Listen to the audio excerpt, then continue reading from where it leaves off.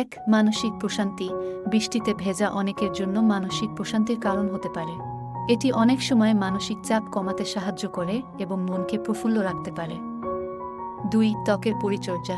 বৃষ্টির পানি সাধারণত খনিজ সমৃদ্ধ হয়, যা ত্বকের জন্য উপকারী হতে পারে। প্রাকৃতিক পানির স্পর্শে ত্বক আরও কোমল হতে পারে। 3, রোগ প্রতিরোধ ক্ষমতা বৃদ্ধি।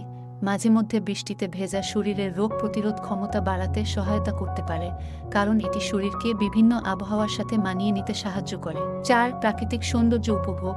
বৃষ্টিতে ভিজলে প্রকৃতির সৌন্দর্যকে আরও নিবিড়ভাবে উপভোগ করা যায়। এটি আপনার মনকে সতেজ এবং জীবনের প্রতি ইতিবাচক দৃষ্টিভঙ্গি আনতে পারে। 5, শরীরের তাপমাত্রা নিয়ন্ত্রণ।